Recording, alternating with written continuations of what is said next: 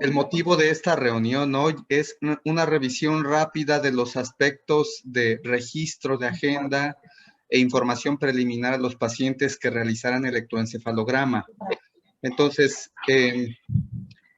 es enfocarnos en esta idea. La electroencefalografía en ITAES y las indicaciones que se le dan al usuario son tan importantes como el hecho de que el usuario llegue, como el hecho de que el equipo funcione, el hecho de que la técnica o los instrumentos se apliquen, el estudio se logre hacer, después se interprete, se reporte y se entregue. Todo esto es un proceso grandísimo que nos involucra a muchas personas. ¿Cuál es la importancia de la atención al público? Creo que sí es importante sensibilizar a todos al respecto de por qué acudiría alguien a realizarse un electro. Sabemos que en el instituto atendemos distinto tipo de necesidades, desde estudios de imagen, estudios funcionales, estudios de laboratorio, de distintos atributos y estudios electrofisiológicos como el electroencefalograma. Hay que recordar que el motivo principal por el que una persona se acerca al instituto es porque lleva encima una incertidumbre, sobre todo una incertidumbre diagnóstica. La propuesta acá es que no trabajemos para hacer más grande su incertidumbre, sino para reducirla, dándole certeza. Una prueba diagnóstica se indica cuando hay un grado de incertidumbre. ¿Tendrá o no epilepsia? ¿Tendrá o no estado epiléptico? ¿Tendrá o no muerte cerebral? ¿Tendrá o no algún trastorno de la conducta o del movimiento que puede o debe ser diferenciado de la epilepsia? La propuesta acá es que todos, desde la persona de ventanilla, de hecho, por allí entran y por allí sale al entregarles el resultado. Entonces, somos parte de un equipo y aquí mi intención es dejarlo ver así. Ninguno de nosotros tendría que representarle al paciente un incremento de su incertidumbre, sino más bien una reducción. El electroencefalograma básicamente traduce toda la información que sucede en la corteza cerebral y su profundidad en forma de un registro gráfico. Por eso se llama electroencefalograma. Convierte toda la información eléctrica en ondas visibles y que esto se traduce en las ondas de electroencefalograma en distintos estados de alerta o sueño, convertidos en un reporte. A veces en un mapeo, que bueno, en su momento hablaremos del mapeo. Estos esquemas, para quienes no están dentro del ámbito de la salud,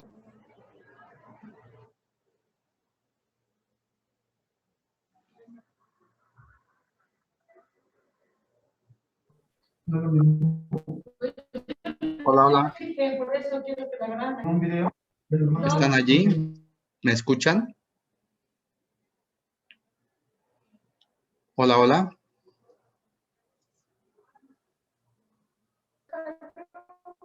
No, 10 segundos bien. Y ya no. Pero es que el doctor se desconectó. Hola, hola. Hola. ¿Me escuchan? La conexión aquí es algo inestable. Es la conexión de Doc, ¿pero qué cree? Ya no lo escuchamos desde lo que dijo. Desde incertidumbre. Que si puedes repetir desde buenas tardes, Doc.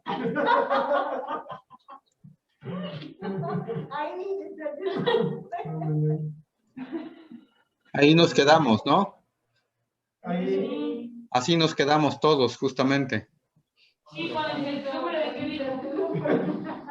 ¿De qué dice? Sí. El electroencefalograma básicamente recoge la información que emite la corteza cerebral, la transforma en ondas cerebrales y nos deja saber punto por punto de la superficie, a través de la superficie de la cabeza, cómo funciona cada área de la corteza cerebral. Entonces es súper relevante preparar el sitio de adquisición. El sitio en el que el equipo de electroencefalografía trabaja es la superficie de la cabeza, pero no solo es la señal que está aquí, sino el ruido que hay alrededor y los artefactos que se generan en la cara por el movimiento o por los movimientos fisiológicos como el parpadeo o la respiración. Todo eso es importante. Y todos esos detalles son con los que las personas que aplican, en este caso, todos los compañeros médicos y enfermeras que aplican los electrodos sobre la cabeza, pues es con lo que batallan para poder obtener la señal cerebral de la manera más pura o más limpia posible. Pero esta cabeza tiene que recibir una preparación, debe llevar suficiente limpieza, suficiente sequedad, como para que el trabajo que todos los demás que nos siguen, en este caso las personas que conectan el estudio y a mí que me toca interpretarlo, no podemos hacerlo bien si no hay una preparación adecuada del paciente. Un estudio de electroencefalograma, es importante comentárselo también a los compañeros de agenda o de ventanilla, es que no es solamente conectar al paciente, sino procurar que sea lo más completo posible.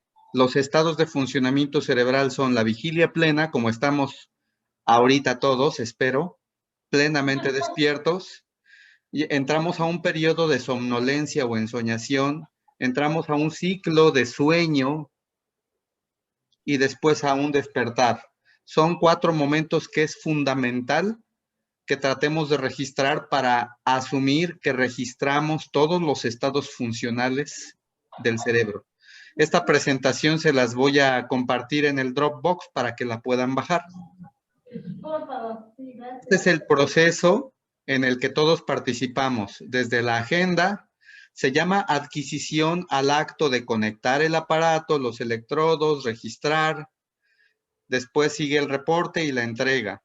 Como ven, ventanilla tiene que ver en la entrada y en la salida. Por eso son parte del equipo y la intención es esa, que estemos bien conectados y que cualquier detalle o duda lo puedan compartir con quienes quizá podamos aclarar en lugar de hacer más grande la duda. Y esta charla breve es enfocada a la importancia que tiene el personal de agenda.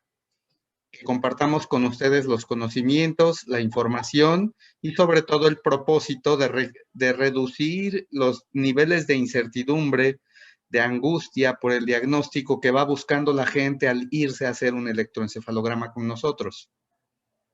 La primera pregunta que la persona de ventanilla hace a la persona que va a ser preparada para electro es si el paciente tiene dificultades cotidianas para integrar su sueño. Si la respuesta es sí, se le tienen que dar indicaciones de robo de sueño y también indicaciones de medicación.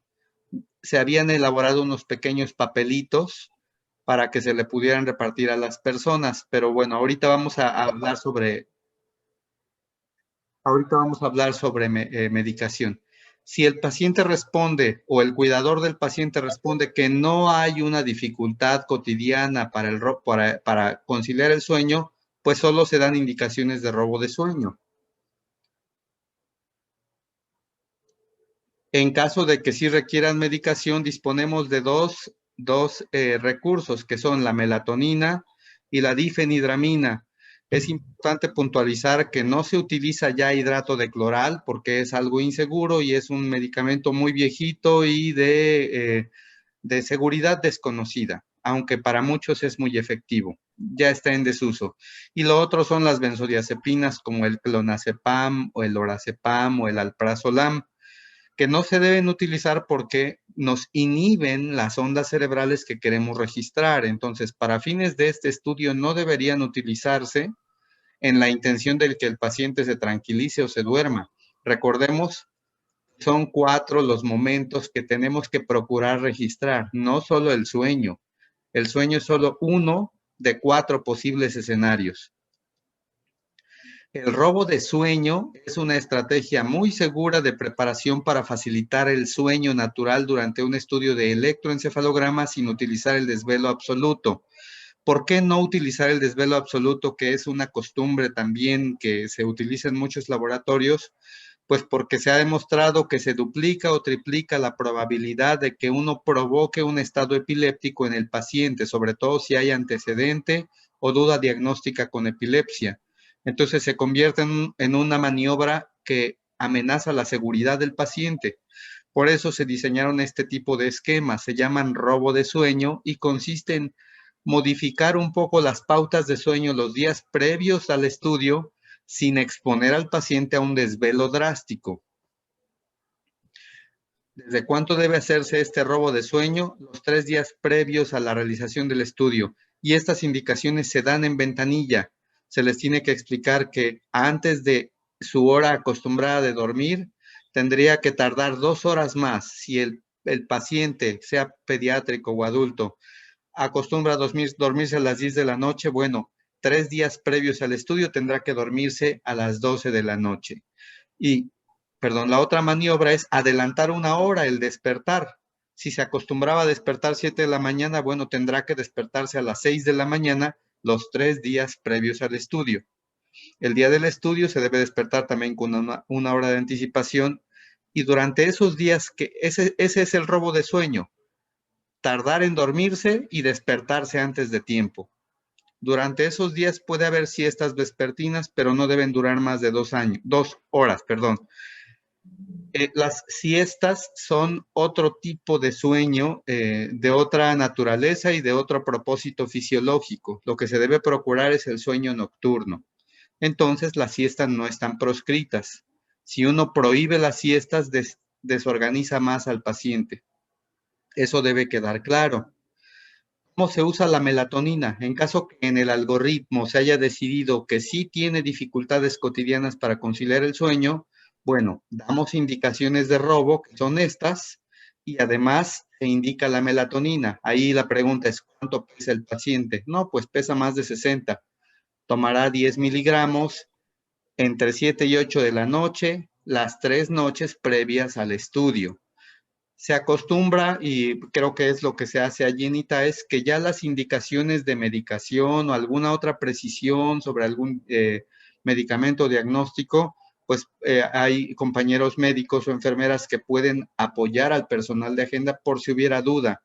Pero al final, cuando se arrancó este proyecto, se estableció que estas eran indicaciones comunes, que no requerían alguna complejidad como para decir, bueno, hay que hacerles una receta. La verdad es que este suplemento que es la melatonina no es un fármaco, es una proteína y se les puede extender sin una receta formal. O sea, la indicación se les puede dar directamente sin que signifique que los vayamos a intoxicar por darles la indicación de manera errónea.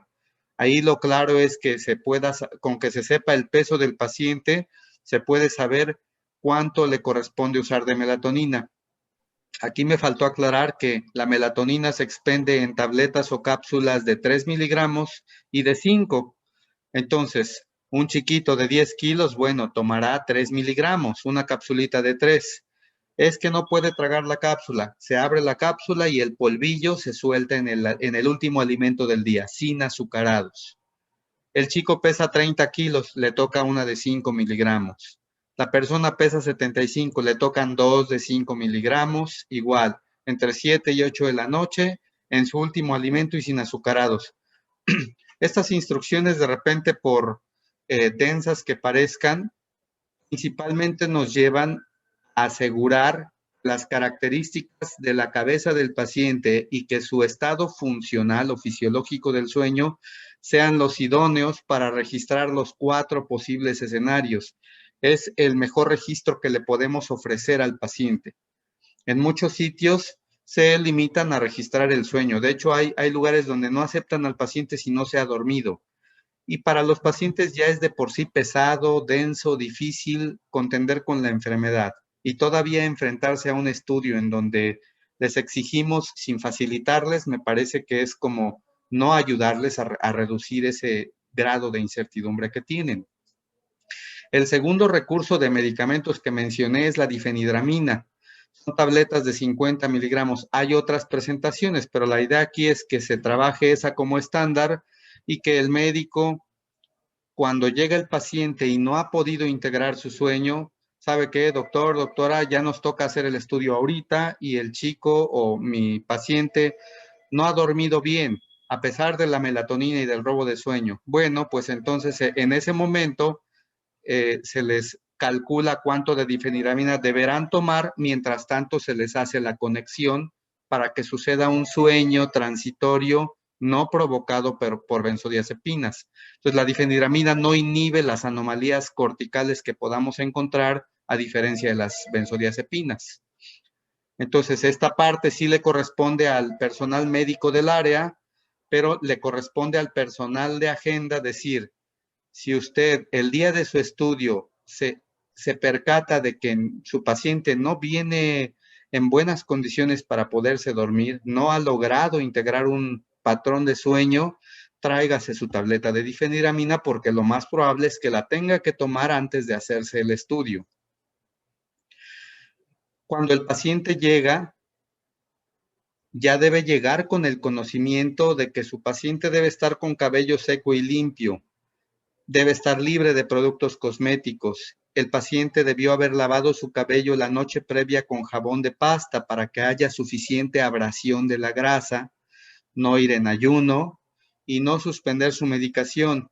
Estos detalles que entiendo que Agenda nos apoya en dárselos a los pacientes son esenciales. Si el paciente no llega con estas características, la barrera que la mugre, la grasa, los restos de cabello, los restos celulares representan para que la señal eléctrica del cerebro alcance los electrodos y alcance el aparato, se merma mucho. O sea, es como mostrarnos un paisaje a través de una ventana con el vidrio sucio.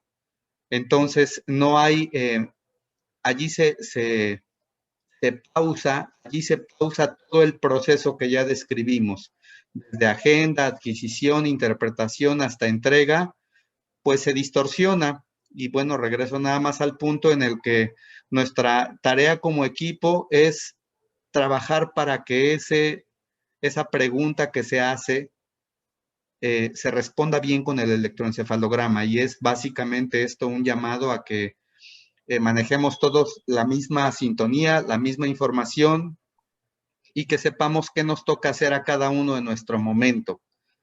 Esta es la intención, esta es la partecita de información que me pareció muy relevante compartir ahora. Veo que hay nuevos elementos en el equipo y entonces buscaré el momento para compartirles a estos nuevos elementos, sobre todo si están encargados de la fase de adquisición, o sea, del registro, de aplicar la técnica, revisar con específicamente estas personas los detalles de la realización del electro. Entonces, con esto cierro la participación o la presentación. Quisiera escuchar las opiniones de ustedes y con todo gusto resolver si hay alguna duda en la que yo pueda apoyar. ¿Fui claro en la explicación? Sí. Adelante, escucho.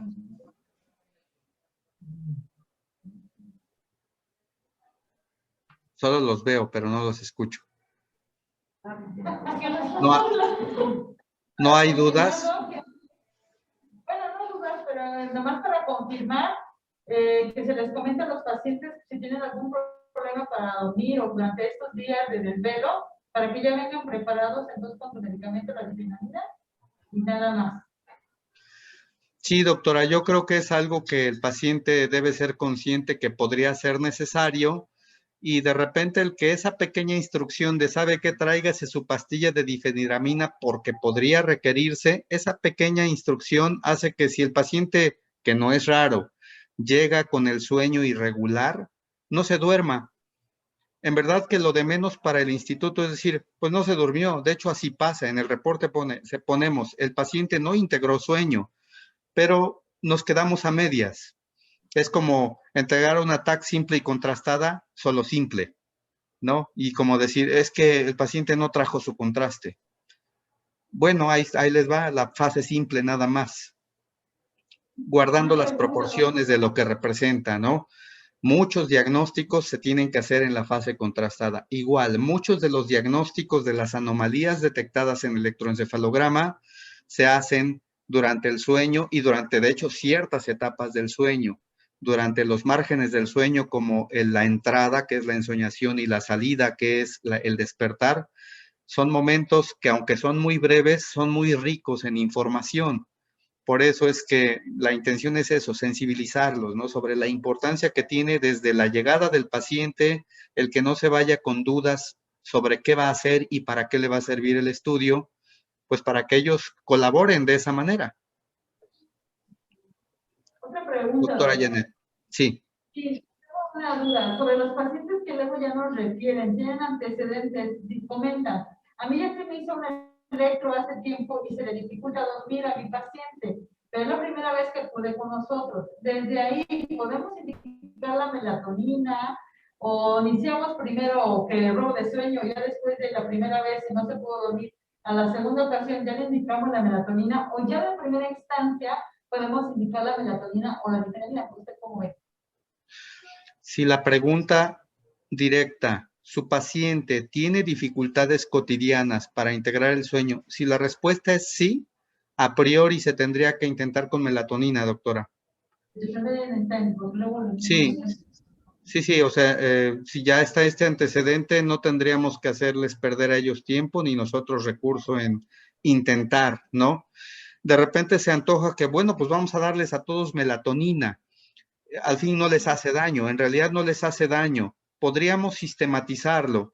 Lo cierto es que no es imprescindible para aquellos que tienen un ritmo regular de sueño.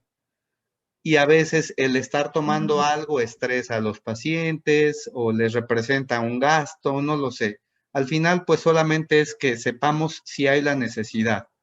La necesidad aparece en cuanto el cuidador o el paciente dice, pues sí, regularmente soy desvelado, me cuesta integrarlo, sale de una vez tu melatonina, sin chistar, ¿no? Sin rodeos. ¿No duermes bien? Te toca melatonina. ¿Sueles dormir bien? Sí, suelo dormir bien. Ok, tienes que hacer tu robo de sueño. Sí, gracias, doctor. Sí. No le distingo bien. ¿Quién es? Perdón, no le distingo bien. Graciela. Ah, sí, Graciela, Chela, sí.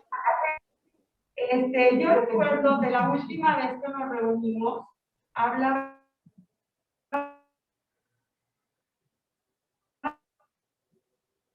de la que provocábamos en los pacientes cuando se les hacía una indicación verbal aparte de las indicaciones escritas. No sé si me escucha bien.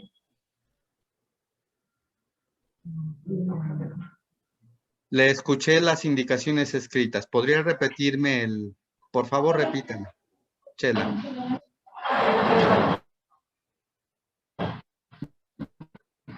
Recuerda, presente, que la última vez que nos reunimos, usted estuvo aquí con nosotros, hablamos de lo complejo que es darles indicaciones verbales además de las indicaciones escritas, porque se les provocaba mucha confusión a los pacientes. Incluso se llegó a la conclusión de que había que darles las indicaciones, ¿no?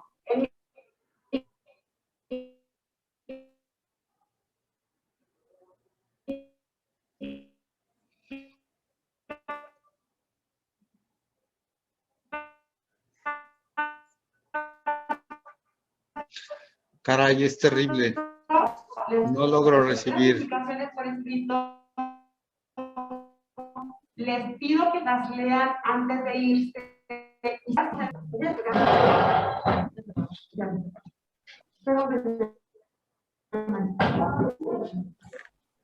¿Sabe, Chela? Sí, entiendo el punto. Voy a cerrar mi cámara porque creo que esta está consumiendo ancho de banda. Quizá esto haga más fluido. Me da mucho gusto verlos. Si pueden cerrar el video, quizá fluya mejor el audio para que podamos entendernos mejor. Entiendo que el punto que plantea Chela es bastante válido porque como que de repente ya no podemos hacer mucho del lado del paciente, ¿no? Si hay analfabetismo, si hay dificultades para seguir instrucciones escritas o habladas. Hola, Francis. Francis, gracias por acompañarnos. Francis, ¿podría mantenerse en audio y cerrar ¿En la cámara? el video para que fluya mejor la información? Ok, Muchas doctor. gracias. Así lo haré. Gracias, Francis. Sí, gracias. Estamos grabando para que usted pueda ver el resto de la charla. Sí, gracias, doctor. Que le suba el chofer a la silla. ¿Me escuchan con claridad? Hola, hola.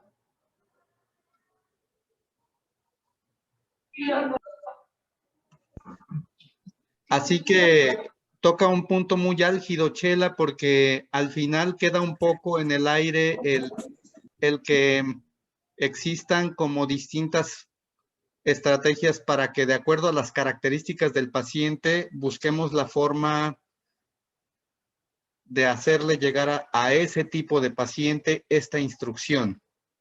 La verdad, esto entonces deja ver que no podría estandarizarse tan simple como, bueno, a todos. Hola, hola. Sí, doctor. Sí, doctor. ¿Me escuchan? Francis, ¿me escucha? ¿Itaes? Sí, doctor, lo escucho perfecto. Llamando al Sí, Itaes. lo escuchamos.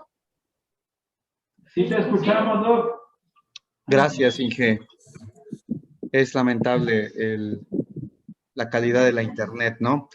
Pero bueno, miren, yo creo que esto que toca Chela, les decía, es un punto álgido. Tenemos que buscar la manera de, pues, poner nuestra mejor disposición. Creo que aquí ya es cosa de escuchar las propuestas, la problemática que Ventanilla ve para darle la información a los pacientes y aminorar la mala preparación con la que algunos llegan. A veces, y esto lo hemos visto, es de llegó alguien, viene dirigido de algún nivel gubernamental y no importan las reglas, hagan el estudio. Hay situaciones que no están en nuestras manos, ¿no? Pero tampoco tendríamos que acostumbrarnos a que sea así. Los pacientes que fluyan por el proceso normal, a ellos sí tendríamos que ofrecerles siempre nuestro mejor esfuerzo. Y finalmente es un llamado a eso. Y que si hay un problema sistemático por el que no logremos comunicarnos con los pacientes ni de manera escrita, ni de manera verbal, ni en una charla directa con el médico, bueno, pues sale de nuestras manos. Tampoco somos responsables del 100% de lo que pase con el paciente. Esta idea de mostrarles las reglas y las recomendaciones básicamente es para que cada uno tome aquello que pueda aplicar en el escenario, por difícil o fácil que sea, y todos jalemos para el mismo lado. Pero bueno, siento que no tengo manera de decirle a Chela cómo resolver. Quisiera, pero no sabría decirle qué hacer en caso de que la persona sea poco entendida. Ya sale de nuestras manos y bueno, no es en la mayoría de casos, ¿no? O sea, ojalá que sean casos excepcionales donde ni de manera escrita ni de manera explicada el paciente registre. Lo cierto es que por criterios de calidad, un estudio o un paciente que venga en malas condiciones, me parece que el instituto nos tendría que respaldar en cuanto a tener que decirle, tiene que volverse a preparar y venir en otro momento. Y esto, bueno, ya tendría que platicarlo con el doctor Víctor y la doctora Carmona para que ellos nos respalden con respecto a que si el paciente no trae la preparación adecuada, pues no se invierta tiempo y recurso del instituto en un paciente que debió seguir las instrucciones. ¿Qué opina? Doctor, Sí. pues yo en lo mismo, yo sigo en lo mismo, porque finalmente cuando los pacientes no vienen bien preparados, de alguna manera nos responsabilizan a nosotros los de agenda, a nosotras las de agenda. Sí. No sé qué tan válido sea hacernos un poquito de maña para hacerles entender a los pacientes las indicaciones o incluso darles tips fuera de las indicaciones escritas que usted nos dio. Un ejemplo, como dice usted, yo les pregunto, ¿tiene dificultad para dormir? No, pues que sí. No me voy inmediatamente a la melatonina. Honestamente, si estoy cometiendo un error, usted me lo indica. Yo sí les pido que se desvelen hasta 3 horas. Aparte del robo de sueño de los 3 días, les pido que se den 3 horas más el día de su estudio por la mañana. Sin embargo, les recalco.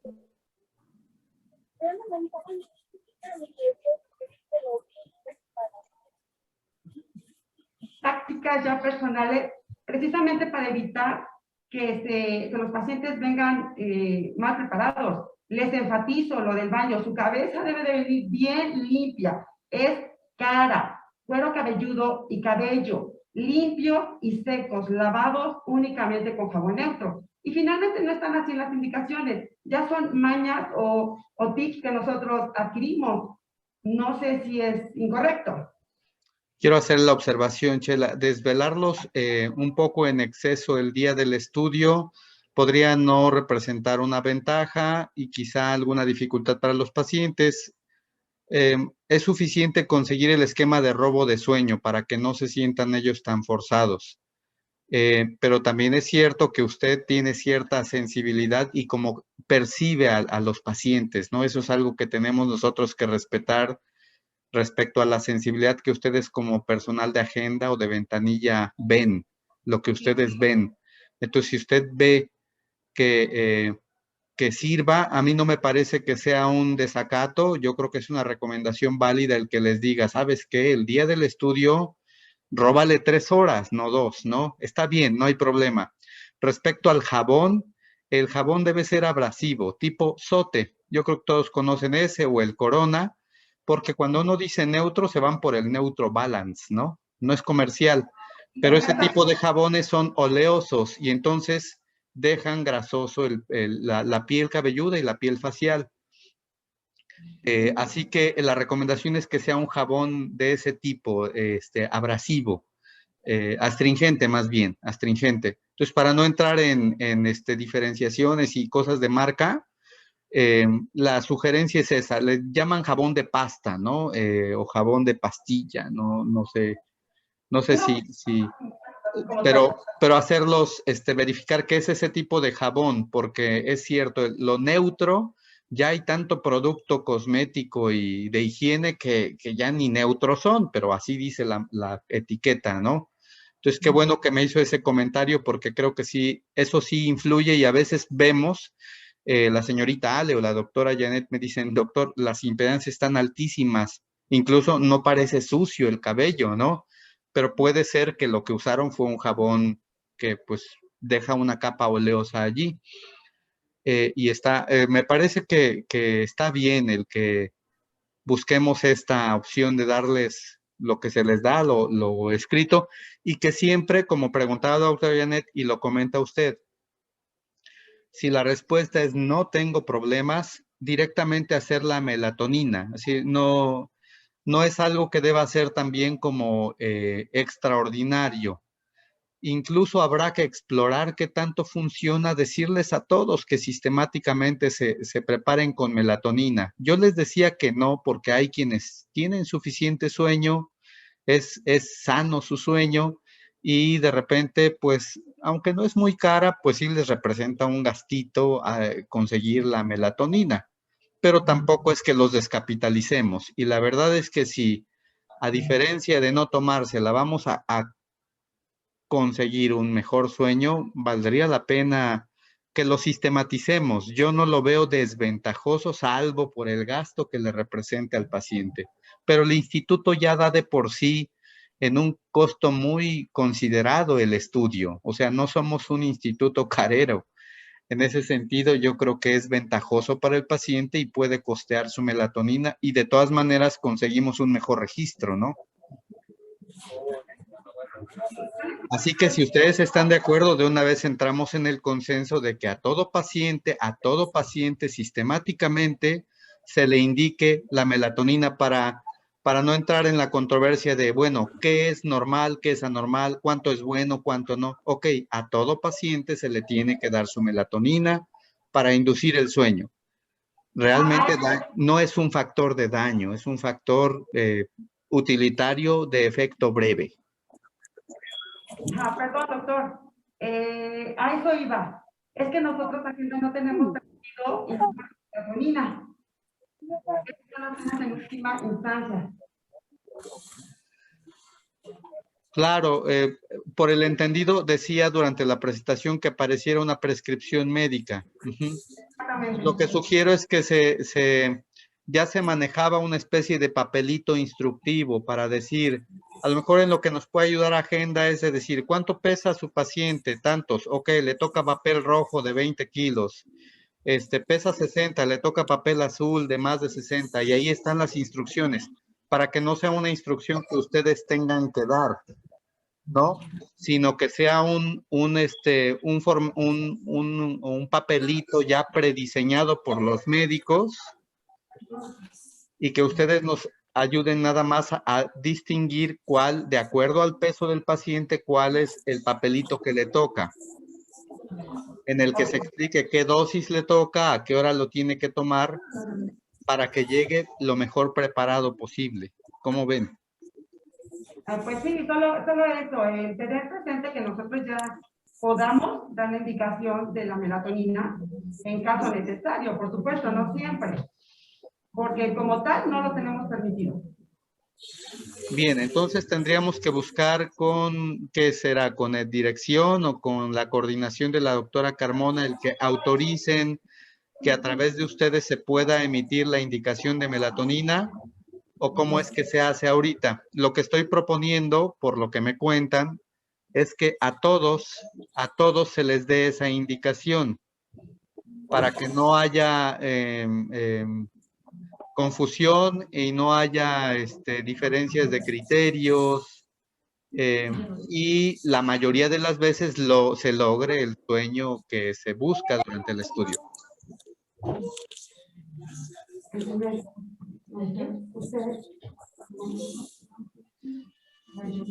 Porque siempre decían que cuando fuera esto les preguntaran a los pacientes. Una pregunta, Doc.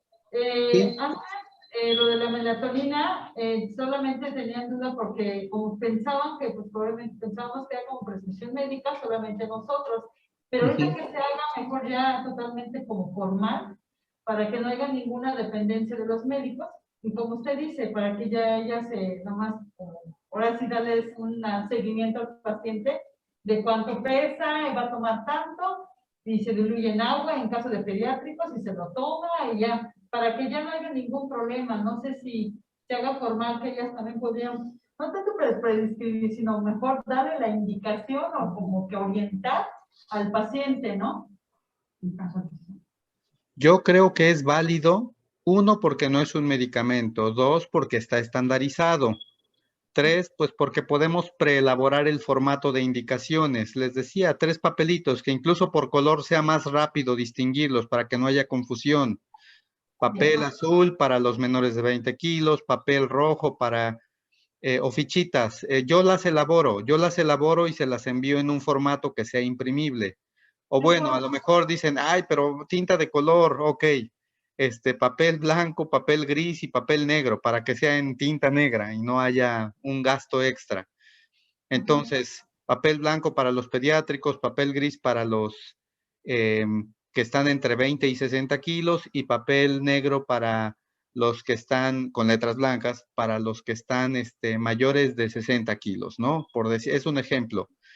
El punto es que no les represente una complicación a los compañeros de agenda y tampoco requiera alguna entrevista médica, porque en realidad es una indicación preparativa, no es un tratamiento. Es solo una suplementación. Es como decirle, tómese su lechita tibia todas las noches o su té de lechuga todas las noches. Eso lo hacemos en la cotidianidad todos.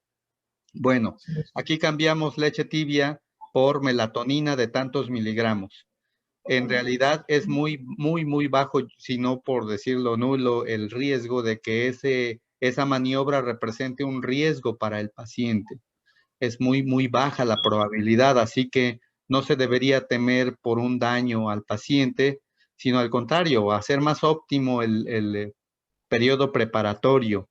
Lo que tenemos que buscar todos es que el paciente esté en las mejores condiciones y el esfuerzo y el tiempo que todos invierten en ese estudio, el recurso que se invierte, pues se aproveche de la mejor manera. ¿Cómo ven? Gracias, por favor.